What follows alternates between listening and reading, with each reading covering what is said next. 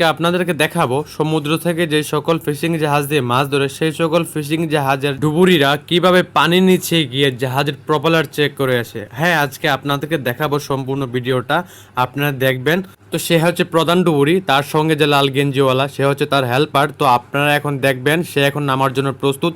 সে কিভাবে পানির নিচে গিয়ে এই জাহাজের প্রপেলার চেক করে আসলো এবং কি কি নিয়ে আসলো, আপনারা সম্পূর্ণ ভিডিওটা দেখবেন। তো সাগরের পানির নিচে কিন্তু ডুবুরি এমনি এমনি নামে না, কোনো না কোনো কারণ থাকে। তো আজকের কারণটা হচ্ছে, তো এইখানে 4 ঘন্টা ফিশিং করা হয়েছে। ফিশিং করার পর জাল উঠিয়ে জাহাজ চালিয়ে যাওয়ার মুহূর্তে হঠাৎ করে সাগরের চরের সঙ্গে জাহাজ বেজে যায়। জাহাজের ক্যাপ্টেন স্যার অনেক পরিশ্রম এবং অনেক মেধা কাটিয়ে জাহাজটাকে ওই চর থেকে নামিয়ে নিয়ে আসলো। এখন ডুবুরি নামিয়ে জাহাজের প্রপেলার চেক করবে। সাগরের পানিতে জাহাজের তলায় ডুবুরি নামার জন্য এখন প্রস্তুত। সে দেখতেছে তার সব কিছু ঠিকঠাক আছে কিনা, অক্সিজেন ঠিক মতো দিয়েছে কিনা, এবং তার হেল্পারও তার সঙ্গে আছে, কোমরে যা যা প্রয়োজন সবই সঙ্গে আছে। এখন সে নামবে এবং এই মুহূর্তে জাহাজের ইঞ্জিন কিন্তু স্টপ। জাহাজ ইঞ্জিন স্টপ থাকার কারণ হচ্ছে, যখন জাহাজের প্রপেলার চেক করবে ডুবুরি নেমে, তখন কিন্তু জাহাজের ইঞ্জিন স্টপ থাকতে হবে। তো আপনারা ধৈর্য সহকারে সম্পূর্ণ ভিডিওটা দেখতে থাকুন। তো ডুবুরি ওই মাস্কটাকে খুব ভালোভাবে বাঁধতেছে যেন পানিতে নামার পর ওই মাস্কের ভিতর যেন কোনোভাবেই পানি প্রবেশ না করতে পারে। তো এখন সে নামার জন্য প্রস্তুত।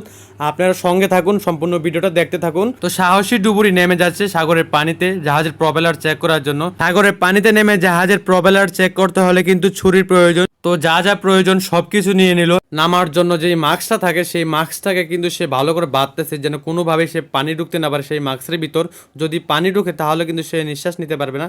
তো এখন নামতেছে আস্তে আস্তে, আর নামার সঙ্গে সঙ্গে কিন্তু হেল্পার রশি লুজ দিচ্ছে, এবং কি যত গভীরে যাবে ততই কিন্তু রশি লুজ দিতে হবে। তো নেমে গেল ডুবুরি। এখন সে তার পুরো শরীরটাকে পানি দিয়ে ভিজাবে, তারপরে সে ডুব দিবে। আর ডুবুরি নামার সময় কয়েকজন মানুষ থাকতে হবে উপরে তার সেফটির জন্য। তো এখন সে ডুব দেবে। আপনার ধৈর্য সহকারে সম্পূর্ণ ভিডিওটি দেখতে থাকুন।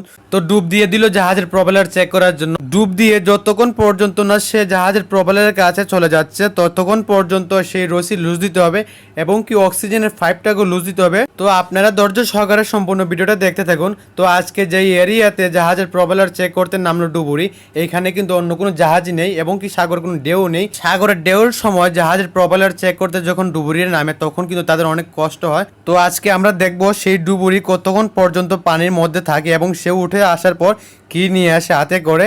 যদি জাহাজের প্রপেলারে অনেক বেশি পরিমাণ জাল থাকে, ওই জালগুলোকে কেটে সরাতে অনেক সময়ের প্রয়োজন। ডুবুরি নিচ থেকে উঠে আসে তাহলে সিগন্যাল দেবে। এখন সিগন্যাল দিতে দেখতেছি। তো দেখা যাচ্ছে সে প্রথমবারের মতো উঠে আসতেছে জাহাজের প্রপেলারের কাছ থেকে। এখন দেখা যাবে তার হাতে করে কি নিয়ে আসলো। তো উঠে আসলো সেই ডুবুরি ভাই। দেখা যাচ্ছে তার হাতে কিছু পরিমাণ জাল আছে, জালটাকে নেওয়ার জন্য তার হেল্পার তাকে হেল্প করবে।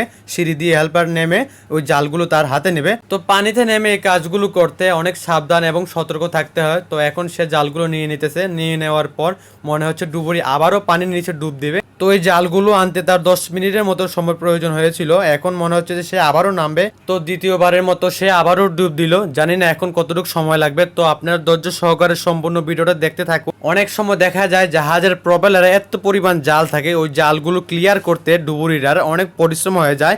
এই অক্সিজেন নিয়ে জাহাজের প্রপেলার চেক করতে ডুবুরি ভাইয়েরা অনেক সময় 3 ঘন্টা 4 ঘন্টা সময়ও কিন্তু কাটাতে হয় পানির নিচে। তো পানির নিচ থেকে সিগন্যাল দিল সে উঠে আসবে বলে। এখন নামতেছে তার হেল্পার তাকে হেল্প করার জন্য। তো দেখি আমরা কি নিয়ে আসলো সঙ্গে করে। তো এইবার দেখা যাচ্ছে সে পানির নিচ থেকে উঠে আসার পর তার সঙ্গে করে কোনো জাল নিয়ে আসেনি। পানির নিচে থাকা অবস্থায় যতক্ষণ পর্যন্ত তার কাজ শেষ না হচ্ছে ততক্ষণ পর্যন্ত জাহাজের প্রপেলার বা ইঞ্জিন কখনোই কিন্তু বলে চালাবে না। তো এখন সে উঠে আসতেছে। উঠে আসার পর এখন সে বলবে যে কি কি দেখে আসছে, কি কি করে আসছে, সব ঠিকঠাক আছে কিনা। জাহাজের ইঞ্জিনিয়ার বা প্রধান গিরিজার যারা আছেন তাদেরকে বুঝিয়ে বলবেন। তো আশা করি আজকের আমার এই ভিডিওটা আপনাদের কাছে ভালো লাগবে। ভালো লাগলে অন্যদেরকে সহযোগ করে দিবেন এবং সাগরে বুকে থাকা মানুষদের জন্য দোয়া করবেন।